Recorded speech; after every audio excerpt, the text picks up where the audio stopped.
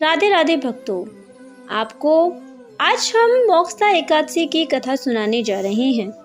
मार्गशीर्ष मास के शुक्ल पक्ष के एकादशी को मोक्षदा एकादशी कहा जाता है। इस दिन व्रत के फल से मनुष्य को मोक्ष की प्राप्ति होती है, जिसके लिए मनुष्य जन्म जन्मांतर प्रतीक्षा करता रहता है। मोक्षदा एकादशी के दिन ही गीता जयंती मनाई जाती है।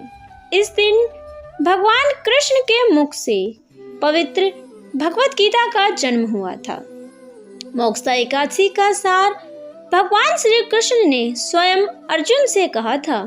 इस दिन की कहानी भगवान के मुख से ही अद्भुत हुई थी। इस व्रत का उद्देश्य पितरों को मुक्ति दिलाना है। इससे मनुष्य के पूर्वजों को मोक्ष मिलता है, उनके कर्मों एवं बंधनों से भी मुक्ति मिलती है। यह व्रत एकादशी व्रत श्री हरि के नाम से रखा जाता है। इनके प्रताप से मनुष्य के पापों का नाश होता है और मनुष्य के बाद उसका उद्धार भी होता है। चलिए हम आपको कथा सुनाते हैं। पौराणिक कथा के अनुसार महाभारत के युद्ध का मैदान था।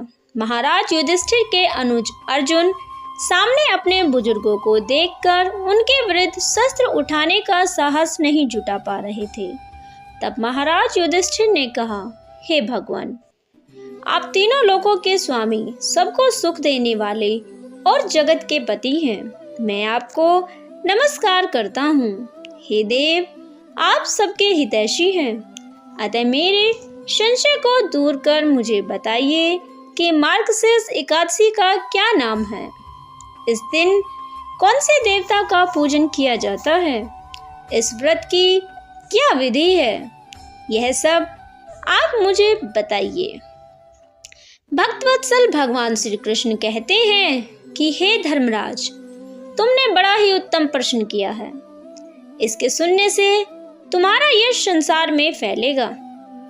मार्गशीर्ष शुक्ल पक्ष की एकादशी अनेक पापों को नष्ट करने वाली है। इसका नाम मोक्षदा एकादशी है। इस दिन दामोदर भगवान की धूप दीप नैवेद्य आदि से भक्ति पूर्वक पूजा करनी चाहिए। अब इस विषय में एक पुराणों की कथा कहता हूँ। गोकुल नाम के नगर में वैखानस नाम का एक राजा राज्य करता था। उसके राज्य में चारों वेदों के ज्ञाता ब्राह्मण रहते थे। वह राजा अपनी प्रजा का पुत्र की तरह पालन पोषण करता था। एक बार रात्रि में राजा ने एक स्वप्न देखा। उसने देखा कि उसके पिता नरक में हैं। उसे बड़ा आश्चर्य हुआ। प्रातः उठकर वह विद्वानों के पास गया। उसने अपना स्वप्न उन्हें सुनाया और कहा, मैंने अपने पिता को नरक में कष्ट उठाते देखा है। उन्होंने मुझसे कहा कि हे पुत्र, मैं नरक में पड़ा हूँ, मुझे यहाँ से मुक्त कराओ। जब से मैंने ये वचन सुने हैं, तब से मैं बहुत बेचैन हूँ। चित्त में बड़ी अशांति हो रही है।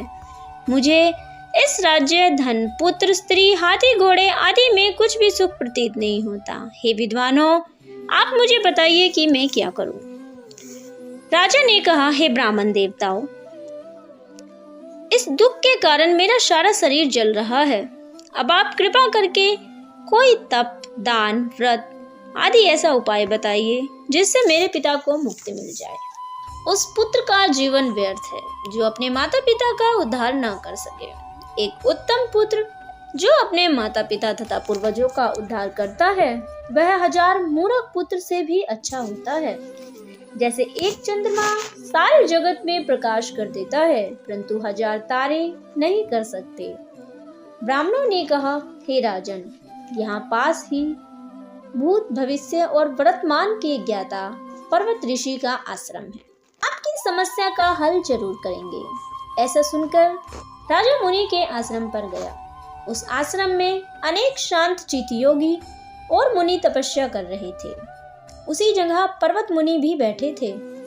राजा ने मुनि को साष्टांग प्रणाम किया और मुनि से राजा ने सांगोपांग कुशल पूछी। राजा ने कहा कि महाराज, आपकी कृपा से मेरे राज्य में सब कुशल मंगल है, लेकिन अकस्मात मेरे चित्त में बड़ी अशांति हो रही है।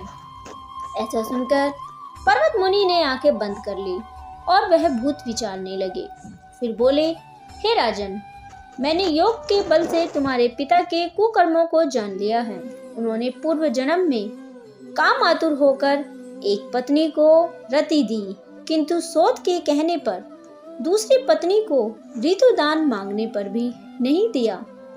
उसी पाप कर्म के कारण तुम्हारे पिता को नरक में जाना पड़ा। तब राजा ने कहा कि इसका कोई उपाय बताइए। मुनि बोले, हे राजन, आप मार्गशीर्ष एकादशी का उपवास करें। उस उपवास के पुण्य को अपने पिता को संकल्प कर दें। इसके प्रभाव से आपके पिता की अवश्य नरक से मुक्ति होगी। मुनि के ये वचन सुनकर राजा महल में आए और मुनि के कहने के अनुसार कुटुंब सहित मोक्षा एकादशी का व्रत किया। उसके उपवास का पुण्य अपने पिता को अर्पण कर दिया। इसके प्रभाव से उसके पिता को मुक्ति मिल गई और स्वर्ग में जाते हुए वह अपने पुत्र से कहने लगे, हे पुत्र, तेरा कल्याण हो। ऐसा कहकर वह स्वर्ग को चले गए। मार्गशीर्ष मास की शुक्ल पक्ष की मोक्षा एकादशी का व्रत जो भी मनुष्य करता है उसके समस्त पाप नष्ट हो जाते हैं। इस व्रत से बढ़कर मोक्ष देने वाला कोई व्रत नहीं है। इस कथा को पढ़ने और सुनने से वाजपेयी यज्ञ का फल मिलता है। यह व्रत मोक्ष देने वाला तथा चिंतामणि के समान सब कामनाएं पूर्ण करने वाला होता है। तो भक्तों, इस तरीके से हमने आपको मोक्षा एकादशी की कथा सुनाई है। यह कथा को यहीं विश्राम देते हैं। ऐसी ही और आध्यात्मिक कथाएं सुनने के लिए हमारे चैनल को सब्सक्राइब करें। वीडियो अच्छी लगे तो वीडियो को लाइक करें, शेयर करें, कमेंट में जय श्री राधे जरूर लिखें। आपका दिन मंगलमय हो।